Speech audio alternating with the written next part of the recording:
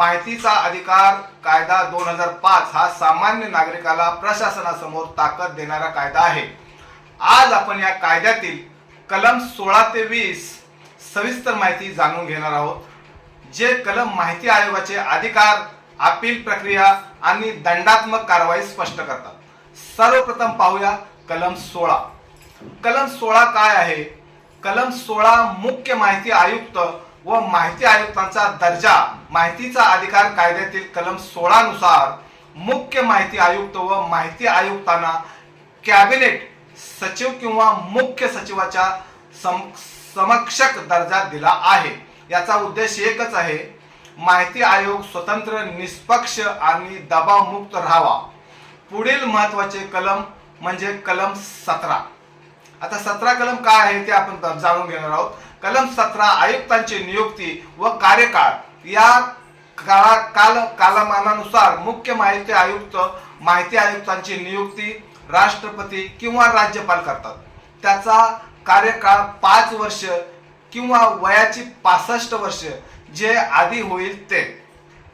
पुन्हा नियुक्तीची कोणतीही तरतूद यामध्ये नाही, त्यामुळे आयुक्त सरकारच्या दबावाशिवाय निर्णय घेऊ शकतात।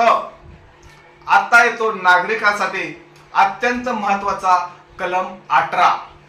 कलम 18 हा काय आहे? कलम 18 तक्रार करण्याचा अधिकार। जर एखाद्या नागरिकाला माहिती नाकारली गेली, चुकीची किंवा अपूर्ण माहिती दिली, माहिती देण्यात विलंब झाला, तर नागरिक थेट माहिती आयोगाकडे तक्रार दाखल करू शकतो। हे कलम नागरिकाला थेट न्याय मिळवून देणारे आहे। माहिती मिळाली नाही तर पुढचा मार्ग कोणता? ते कलम आहे 19। कलम 19 काय आहे? अपील प्रक्रिया। या कालमानानुसार अपीलचे 2 टप्पे आहेत।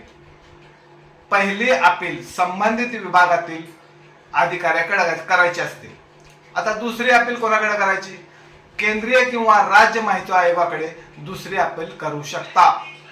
त्यामुळे नागरिकाला न्याय मिळवण्यासाठी अनेक संधी उपलब्ध होतात। आणि आता सर्वात कडक कलम म्हणजे कलम 20 आहे। कलम 20 काय आहे हे आज आपण जाणून घेणार आहोत। कलम 20 दंड आणि शिस्तभंग। जर माहिती अधिकारी दोषी आढळला तर त्याला कमाल दंड 25,000 किंवा प्रतिदिन 250 रुपये प्रमाणे आकारला जातो। त्यावर शिस्तभंगाची देखील कारवाई केली जाऊ शकते। हे कलम प्रशासनाला जबाबदार बनवते। एकूणच आरटीआय कायद्यातील कलम 16 ते 20 हे नागरिकांचे हक्क सुरक्षित ठेवणारे आणि प्रशासनाला उत्तरदायी बनवणारे कलम आहेत। लोकशाही मजबूत ठेवण्यासाठी माहितीचा अधिकार हाच खरा शस्त्र आहे। व्हिडिओ आवडल्यास चॅनलला लाईक करा, शेअर करा, सबस्क्राईब करून बेल आयकॉन दाबायला विसरू नका। आणि कॉमेंट बॉक्समध्ये माहिती अधिकार कायद्या संदर्भात काय प्रश्न असतील तर ते कॉमेंट बॉक्समध्ये कॉमेंट करू शकता।